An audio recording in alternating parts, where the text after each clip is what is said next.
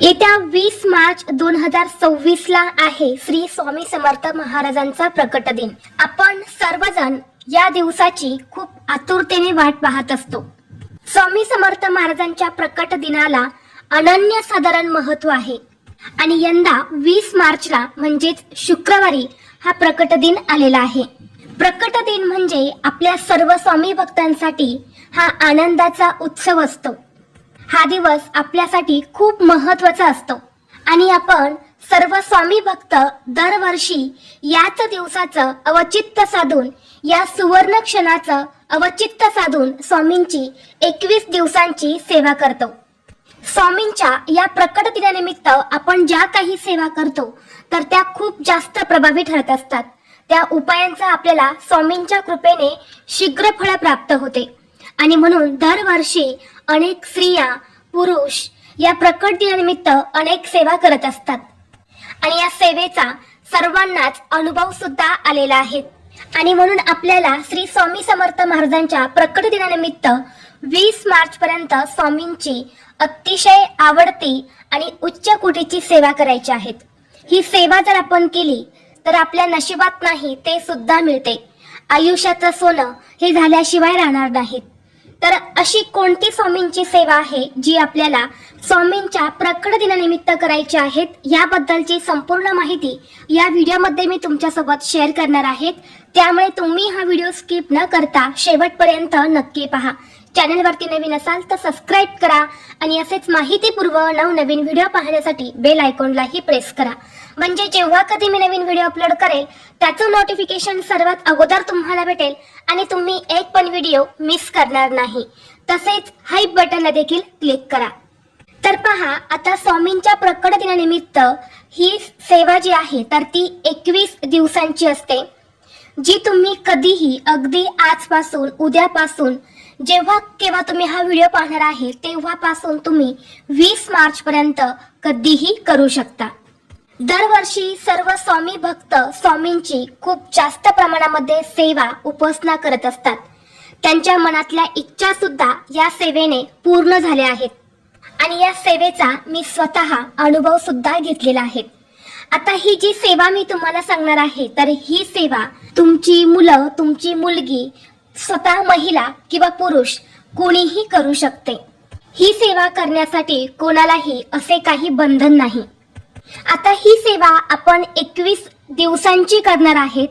मग तुम्ही म्हणाल की 21 दिवसांमध्ये आम्हाला मासिक धर्म येतो किंवा मग कुठे काही लग्न असेल, काही कार्यक्रम असेल तर तिथे गावाला जायचं आहे किंवा काहीतरी अडचणी आल्या, सुतक पडले, तर अशा वेळी ही 21 दिवसांची सेवा कंटिन्यू कशी करायची? तर पहा, जर तुम्ही 28 फेब्रुवारीला ही सेवा चालू केली, 2 ते 3 दिवस तुम्ही सेवा केली आणि मध्ये काही जर तुम्हाला अडचणी आल्या, तुम्हाला बाहेर गावी जावं लागलं, तर अशा वेळी तुम्ही ते दिवस मध्ये सोडून द्यायचे आहेत आणि पुन्हा तुम्ही बाहेरून आल्यानंतर मग पुढचे दिवस तुम्ही कंटिन्यू ही जी सेवा आहे तर ही करू शकता। मग तुम्ही 21 दिवसांची सेवा करू शकता, 11 दिवसांची सेवा करू शकता, 7 दिवसांची सेवा करू शकता, 5 दिवसांची किंवा अगदी 3 दिवसांची सेवा सुद्धा तुम्ही करू शकता। आता सर्वात महत्त्वाचं म्हणजे स्वामींची सर्वात आवडती सेवा कोणती आहे? तर बघा, तुम्ही या स्वामी प्रकट दिनानिमित्त स्वामी चरित्र सारा अमृतचं पठण करू शकता। श्री स्वामी चरित्र सारा अमृत हा ग्रंथ दिव्य अनुभव देणारा आहे, मनातील इच्छा पूर्ण करणारा आणि मेन म्हणजे स्वामी महाराजांच्या अगदी जवळ नेणारा आहे। हा ग्रंथ स्वामी महाराजांचे नामस्मरण आहे आणि स्वामी नेहमी स्वतः म्हणायचे, जो माझं नाम जप करत असतो त्याला मी अखंड जपत असतो। आणि म्हणून आपल्याला 20 मार्च पर्यंत 21 पारायण करायचे आहेत। आणि जर तुम्हाला शक्य असेल तर तुम्ही दररोज 1 ते 21 अध्याय जे आहे तर ते एका बैठकीमध्ये पूर्ण करू शकता।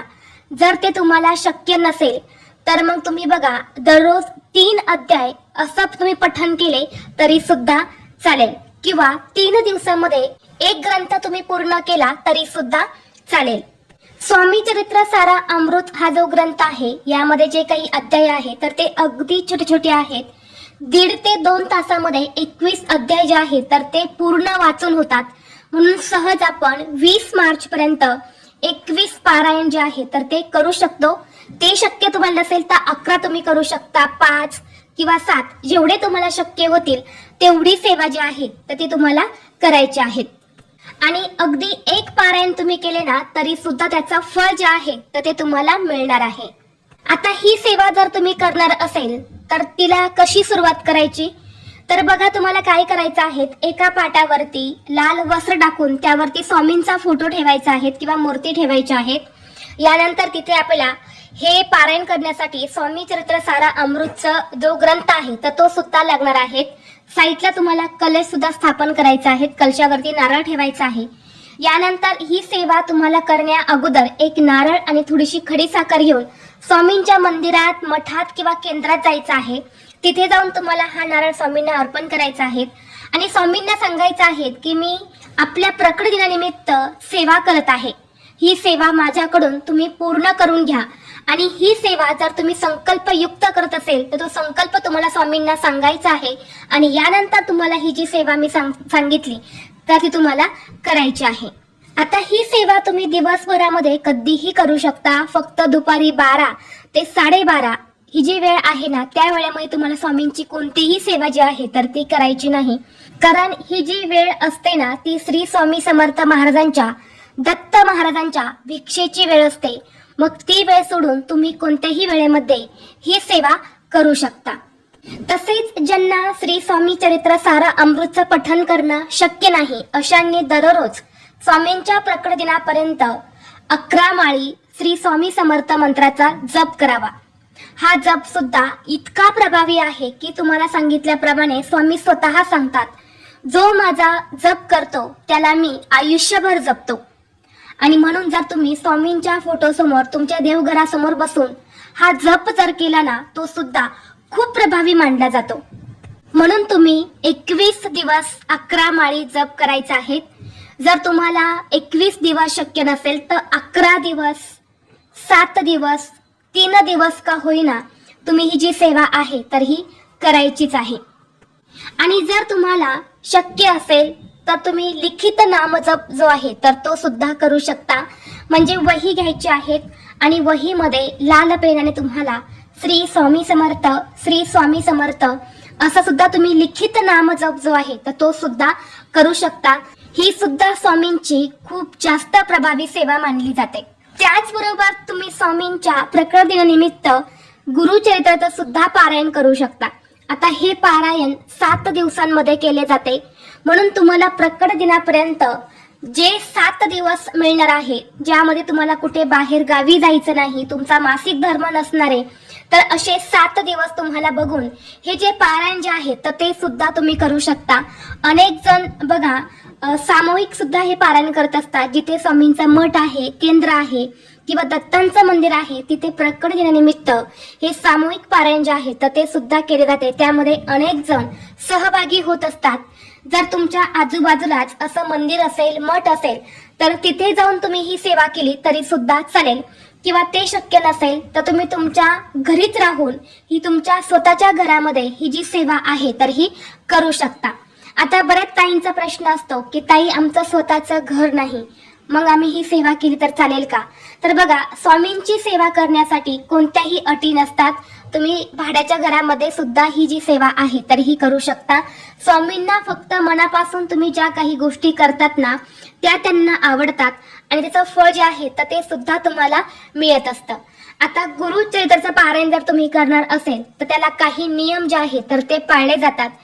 तर बघा, तुम्हाला जर तुम्ही ते पारायण करणार असेल तर ब्रह्मचर्य तुम्हाला पालन करायचं आहे. पर अन्न जे आहे तर ते तुम्हाला घ्यायचं नाही, म्हणजे बाहेरचं अन्न तुम्हाला घेता येणार नाही.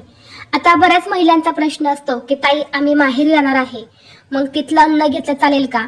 तर नाही, माहेरचं सुद्धा तुम्हाला अन्न जे आहे तर ते घेता येणार नाही.